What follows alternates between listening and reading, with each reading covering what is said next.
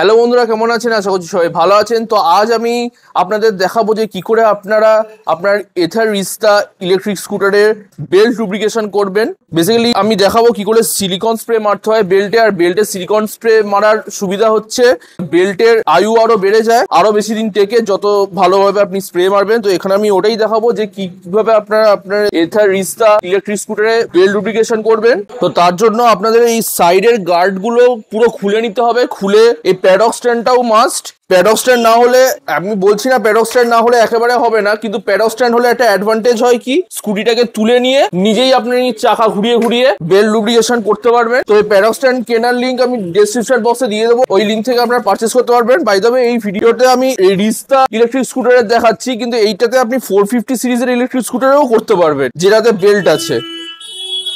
তো এবার এই স্ক্রুগুলো খুলতে হবে। আর স্ক্রু খোলারও একটা বোনাস টিপ দিচ্ছি যাতে আপনার স্ক্রু না হারিয়ে যায়। প্রথমত স্ক্রুগুলো যখন খুলবেন একটা এরকম কৌটোতে স্ক্রুগুলোকে রাখবেন, আর না হলে হারিয়ে যাওয়ার একটা চান্স থাকে। আর দ্বিতীয়ত স্ক্রুগুলো সব খোলার পর একটা বাটির মধ্যে অল্প একটু কেরোসিন তেল বা তারপিন তেল দিয়ে স্ক্রুটাকে ওতে ভেজাবেন যতক্ষণ আপনি বেল্ট লুব্রিকেশন করবেন। করার পর তারপর ওটাকে তুলে মুছে নিয়ে আবার লাগিয়ে দেবেন। এতে হয় কি, স্ক্রুয়ের যদি জং ধরে যায় তো সেগুলো ছেড়ে যায় জংগুলো। যাই হোক, এখন আমি এগুলো খুলবো। আপাতত ভিডিওটা পজ করছি। আপনাদের স্কুটি স্ক্রু খোলার আর একটা বোনাস টিপ বলে দিচ্ছি, সেটা হচ্ছে এরকম গেট যে দেখতে পাচ্ছেন, গেটের সাইডে এই সাইডটা স্ক্রু খোলার সময় একটু অসুবিধা হয়, মানে আমার তো হয়ই। তার কারণ স্কুটিটা এরকম হেলে থাকলে স্ক্রু এভাবে খুলতে সত্যি খুব অসুবিধা হয়, কারণ একদিকে হেলে রয়েছে। তো এর জন্য বেস্ট উপায় হচ্ছে এরকম ভাবে স্কুটিটাকে দাঁড় করিয়ে গেটে হেলান দিয়ে দিন, সবচেয়ে ইজিলি স্ক্রুটা খুলতে পারবেন। তো খুলতে খুলতে একটা কথা বলে রাখি, এখানে এই সাইডের গার্ডে 4টে স্ক্রু, 5টা স্ক্রু না 6টা স্ক্রু থাকে। 1 2 3 4 5 6 এরকম 6টা স্ক্রু থাকে। ওই সাইডে 4টে স্ক্রু থাকে। তো যদি টোটাল 10টা স্ক্রু খোলা হয় তাহলে আপনার পুরোপুরি জিনিসটা খুলবে। তো এই সাইড থেকে আপনারা দেখতে পাচ্ছেন আমি ওই গার্ড গুলো খুলে নিয়েছি। এই যে হাতে গার্ড খোলার পর গার্ডটাকে একটু ভালোভাবে ধুয়েও নেবেন, তাহলে ভালো হয় আর কি। ধুয়ে তারপর শুকোতে দিয়ে দেবো, রোদে শুকিয়ে যাবে। তো দেখুন, আমি এরকম ভাবে কেরোসিন তেলে ডুবিয়ে নিয়েছি। এবার এটা যতক্ষণ আমি এই সিলিকন স্প্রে মারবো বেল্টটায় ততক্ষণ এটা এরমই থাকবে। তো এবার প্যাডক স্ট্যান্ডটা লাগাবো। ভালো করে অ্যালাইনমেন্টটা দেখে নেবেন। প্রথমবার যখন আপনি এই প্যাডক স্ট্যান্ডটা ইউজ করবেন আপনাকে বারবার হিট অ্যান্ড ট্রায়াল মেরে দেখে নিতে হবে যে এটার অ্যালাইনমেন্টটা ঠিকঠাক আসছে কিনা। আমার স্কুটিটা শোয়ানো আছে, প্রথমত এটাকে একটু সোজা করে এরকম ভালো করে দেখবেন, এরম পা দিয়ে ভর দিয়ে, তারপর এরম ভাবে দু সাইডটা ভালো করে দেখুন। তো এখনো আমার মনে হচ্ছে ঠিকঠাকই আছে। এটাকে একটু ঘুরিয়ে নিই, এটাই ভালো হবে। এটাকে ভালো করে, হ্যাঁ এই যে, হ্যাঁ এরকম ভাবে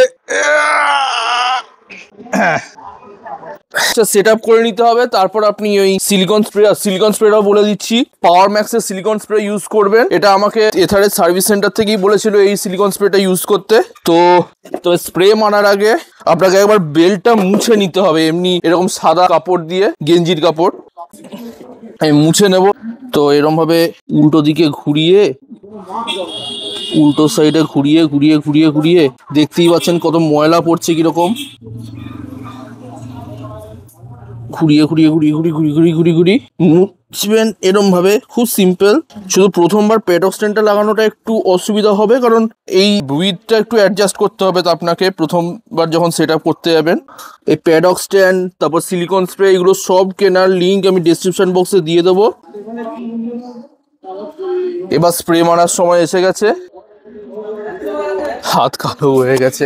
যাই হোক, স্প্রেটা ডাইরেক্টলি এরমও দিতে পারেন, বাট আমি রেকমেন্ড করব এই পাইপটা লাগিয়েই দেবেন, তাহলে একটু ভালো হয়। এই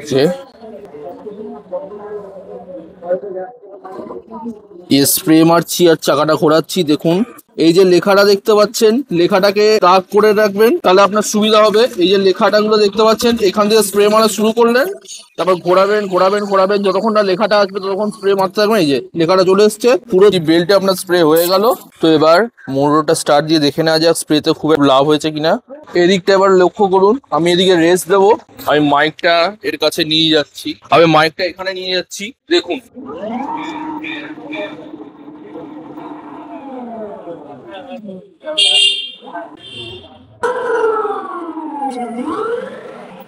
তো মোটামুটি স্প্রেটা ঠিকভাবেই হয়েছে। তো এইভাবে আপনারা বেল্ট লুব্রিকেশন করবেন আপনার রিস্তা ইলেকট্রিক স্কুটার বা যে কোনো ইলেকট্রিক স্কুটার যেখানে বেল্ট সিস্টেম আছে সেখানে এভাবেই বেল্টে সিলিকন স্প্রে মারতে হয়। তো এই ছিল আমার ভিডিও। আর যেটা আমি বললাম এই প্যাডক স্ট্যান্ড, এই সিলিকন স্প্রে, এগুলো সব কেনার বেস্ট বাই লিঙ্ক আমি ডেসক্রিপশন বক্সে দিয়ে দেবো, ওখান থেকে আপনি নিজেরই পারচেস করতে পারবেন। তো স্প্রে করার সময় আমি একটা কথা বলতে ভুলে গেছিলাম, সেটা হচ্ছে সার্ভিস সেন্টারে যদিও আমাকে রেকমেন্ড করেছিল এই বেল্টে উইকে 2বার স্প্রে করলে খুব ভালো, কিন্তু সত্যি কথা বলতে এই স্প্রেটা করতে মিনিমাম 15 থেকে 20 মিনিট টাইম লাগে। তো এইটা দিনে শেষে অফিস থেকে বাড়ি ফিরে 15-20 মিনিট আবার এইসবের পিছনে দেওয়া সত্যি খুব ডিফিকাল্ট। তো উইকে 2বার না হলেও অন্তত উইকে 1বার করলেই মোর দ্যান এনাফ আমার যেটা মনে হয়। আমি তো উইকে 1বারই করি যখন স্কুটিটা ধুই। বাই দ্য ওয়ে স্কুটি ধোয়ার ভিডিও আমার চ্যানেলে রয়েছে, আপনারা লিঙ্ক ডেসক্রিপশনে প্লাস আই বাটনে এর ভিডিও পেয়ে যাবেন যে কি করে আমি স্কুটিটা ধুয়েছি, সেটার পুরো ভিডিও বানিয়েছি। তো আশা করি আপনাদের ভিডিওটা ভালো লেগেছে। ভালো লেগে থাকলে একটা লাইক করে দেবেন, লাইকটা হলো মাত্র 50, দয়া করে এই লাইকটা পূরণ করে দেবেন। আর এমন চ্যানেল দর্শন ব্লগ বেঞ্চের নতুন হয়ে থাকলে চ্যানেলটাকে অবশ্যই সাবস্ক্রাইব করে পাশে থাকা বেল নোটিফিকেশনটা অল করে দিন, যাতে আমার নতুন ভিডিও আপনারা দেখতে পান সবার আগে। তো তখন সবাই সুস্থ থাকবেন, ভালো থাকবেন, ধন্যবাদ।